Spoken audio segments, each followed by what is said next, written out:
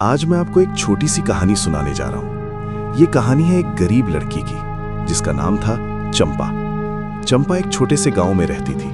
उसके कपड़े फटे हुए थे और घर में खाने के लिए कुछ भी नहीं होता था। कई बार तो चंपा और उसकी माँ भूखे ही सो जाते थे।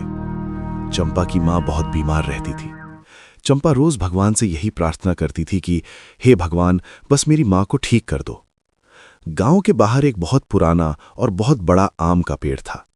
लोग कहते थे कि ये पेड़ साधारण नहीं है, इस पेड़ में कोई ना कोई चमत्कार जरूर है। एक दिन चंपा धीरे धीरे चलते हुए उस आम के पेड़ के पास पहुंची। वो पेड़ के नीचे बैठ गई और हाथ जोड़कर बोली, हे आम के पेड़, मैं बहुत गरीब हूं, मेरी माँ बीमार है, मेरे घर में खाना नहीं है। अगर तुम सच में चमत्कारी हो तो मेरी मदद कर दो। तभी अचानक तेज हवा चलने लगी, पेड़ के पत्ते हिलने लगे और डालियां कांपने लगीं। और तभी धपाक, एक पका हुआ पीला आम पेड़ से नीचे गिर गया। चंपा की आंखों में चमक आ गई। उसने आम उठाया और खुशी से बोली, आज तो मैं पेट भर कर खाऊंगी। लेकिन तभी उसकी नजर पास ही बैठे एक बूढ़े आदमी पर पड़ी।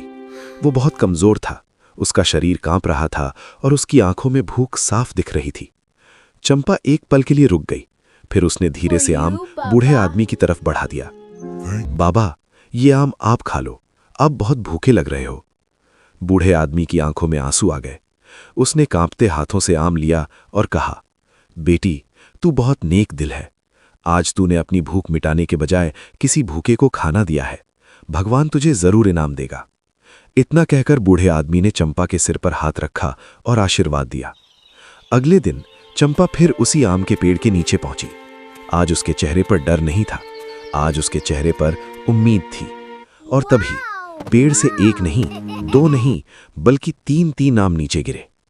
चंपा खुशी से उछल पड़ी।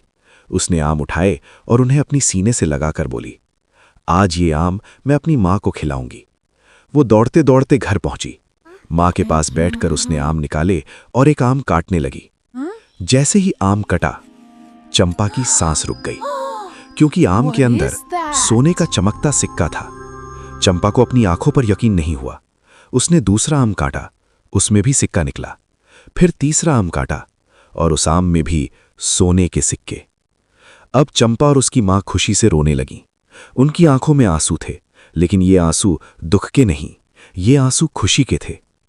चंपा ने उन सिक्कों से सबसे पहले मां की दवाई खरीदी, मां का इलाज कराया और कुछ ही दिनों में मां की हालत ठीक होने लगी।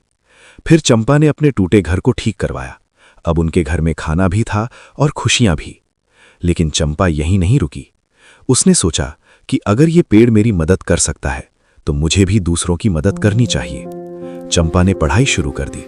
अब वो रोज किताबें लेकर बैठती और मेहनत करती। और एक दिन चंपा ने पेड़ के पास एक बोर्ड लगा दिया। उस बोर्ड पर लिखा था, जो भी भूखा हो यहां आकर आम खा सकता है।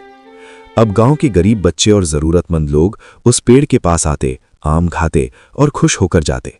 और चंपा दूर खड़ी होकर मुस्कुराती रहती, क्योंकि चंपा अब समझ चुकी थी, अच्छाई का फल हमेशा मीठा होता है और जो दूसरों की मदद करता है, भगवान उसकी मदद जरूर करता है। अगर आपको ये कहानी पसंद आई हो तो वीडियो को लाइक करना और चैनल को सब्सक्राइब जरूर करना। Love you.